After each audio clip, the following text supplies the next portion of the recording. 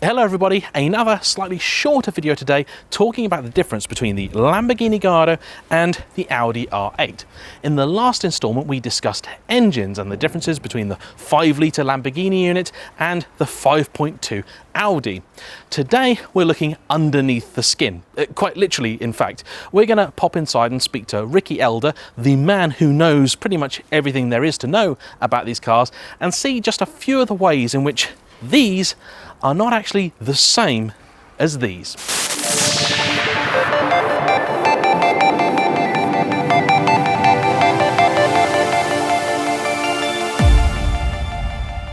Stood under a 2006 Gallardo Spider. It's one we've just done a full engine restoration on, so it's in pretty stripped state at the minute, but at least chassis wise it will give you an idea of what's what.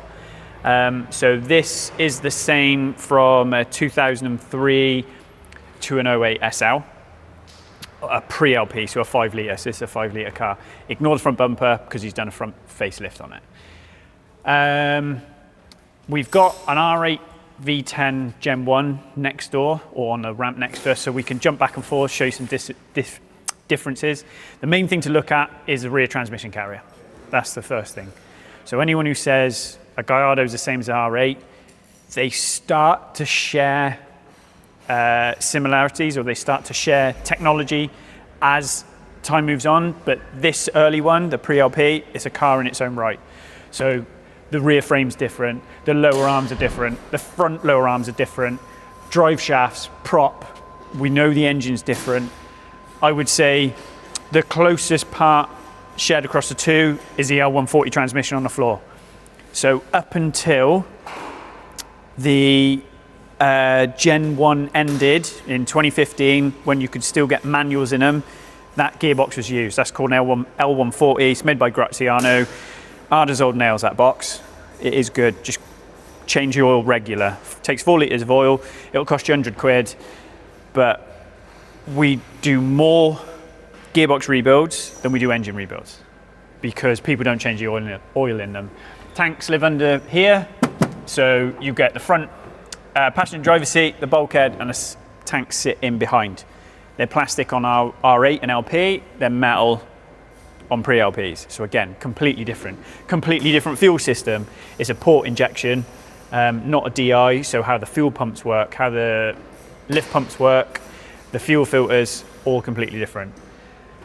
The front prop runs through the middle, and then the differential sat under here. It's a completely different diff across the two, LP to pre-LP.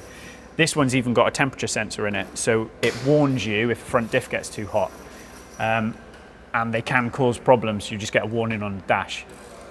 Again, lower arms, I think we were chatting about your lower arms. Ball joints on all of them are a pig. So early V8s, you can't get the arms anymore. You have to change the whole suspension system to V10. Only so many people can rebuild them, the arms. Other than that, you're buying new ones.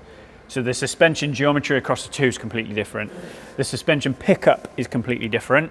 So you'll notice if you jump in here and look, very Porsche McLaren-esque, where you have 2 studs and then a fixed bushing pivot, and you just jam some shims in underneath to get your camber.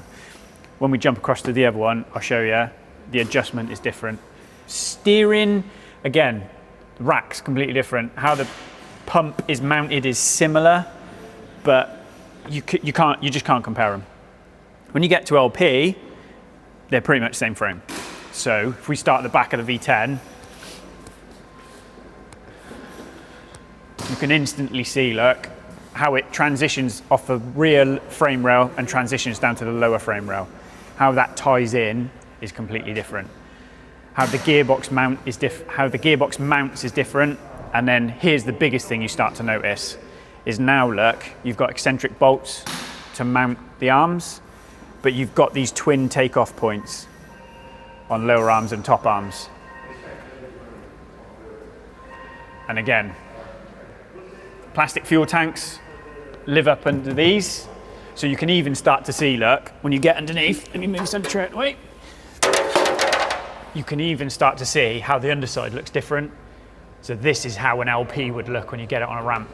So if you put an R8 V10 Generation 1 on a ramp and an LP 560 on a ramp and put them up in the air like this, apart from bumpers and a few little trim pieces like that, you'd be hard pressed to tell the difference. You go to an older one, a pre, and obviously we've just run through it then, you can see they're a different beast. They are a different beast.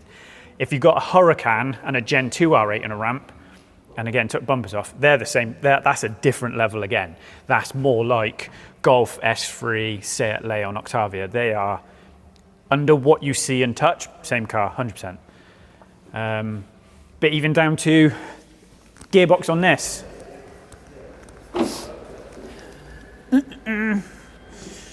Audi badge.